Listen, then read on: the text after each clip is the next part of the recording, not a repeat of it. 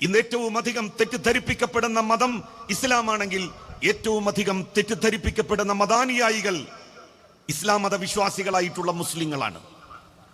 മുസ്ലിം സമൂഹത്തിന്റെ യഥാർത്ഥത്തിലുള്ള സ്വഭാവ സവിശേഷതകൾ എന്താണ് എന്ന് കാന്തപുരം എ പി അബൂബക്കർ മുസ്ലിയാർ ഓരോ സ്വീകരണ സമ്മേളനത്തിലും ജനങ്ങളോട് പറഞ്ഞുകൊണ്ടിരിക്കുകയാണ്.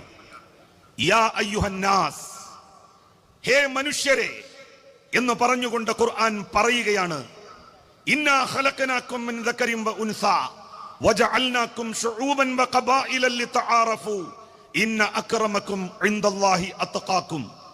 ഹേ മനുഷ്യരെ, ഹേ മനുഷ്യ സമൂഹമേ, നിങ്ങളെ ഒരാണിൽ നിന്നും പെണ്ണിൽ നിന്നും സൃഷ്ടിച്ചിരിക്കുന്നു.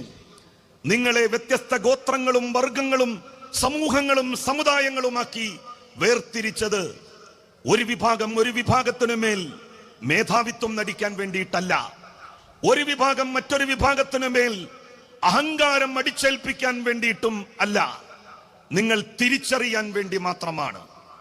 ദൈവത്തിന്റെ അടുക്കൽ, ജഗന്നിയന്താവായ നാഥന്റെ അടുക്കൽ ശ്രേഷ്ഠതയുടെ മാനദണ്ഡം ഭക്തി, ഭക്തി, ഭക്തി മാത്രമാണ് എന്ന് പ്രഖ്യാപിച്ചുകൊണ്ടാണ് ഷെയ്ഖുന കാന്തപുരം എ പി അബൂബക്കർ മുസ്ലിയാർ കാസർഗോട്ട് നിന്ന് തന്റെ യാത്ര ആരംഭിച്ചിരിക്കുന്നതും തിരൂരിലെത്തിയിരിക്കുന്നതും അനന്തപുരിയിലേക്കുള്ള പ്രയാണം തുടർന്നുകൊണ്ടിരിക്കുന്നതും. വിശുദ്ധ ഖുർആൻ മനുഷ്യരെയാണ് അഭിസംബോധന ചെയ്തത്. പലരും പറയാൻ മറന്നുപോയ കാര്യം, എവിടെയോ വിട്ടുപോയ കാര്യം.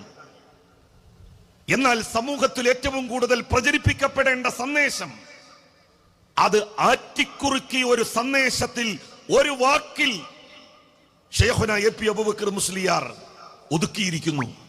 മനുഷ്യർക്കൊപ്പം if wealth is lost, nothing is lost. If health is lost, something is lost. If character is lost, everything is lost. ധനം നഷ്ടപ്പെട്ടാൽ നമുക്കൊന്നും നഷ്ടപ്പെടുന്നില്ല. ആരോഗ്യമാണ് നഷ്ടപ്പെടുന്നതെങ്കിൽ സ്വൽപ്പം നമുക്ക് നഷ്ടമാകുന്നു. സ്വഭാവമാണ് നഷ്ടപ്പെടുന്നതെങ്കിൽ എല്ലാം നമുക്ക് നഷ്ടപ്പെടുന്നു. കാസർഗോഡ് മുതൽ ഉസ്താദ് അവറുകൾ ഉയർത്തിപ്പിടിക്കുന്നതും ജനങ്ങളോട് പറയുന്നതും ഇതാണ്: if character is lost, everything is lost. മനുഷ്യകുലമേ, മനുഷ്യരുടെ സ്വഭാവം നമുക്ക് നഷ്ടപ്പെട്ടാൽ എല്ലാം നമുക്ക് നഷ്ടപ്പെടും. സ്വഭാവത്തിന്റെ മഹിമ ഉയർത്തിപ്പിടിക്കണം.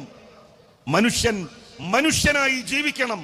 മനനശക്തി കൊണ്ട് അനുഗ്രഹീതനായവനാണ് മനുഷ്യൻ. ആ മനുഷ്യകുലത്തോടാണ് വിശുദ്ധ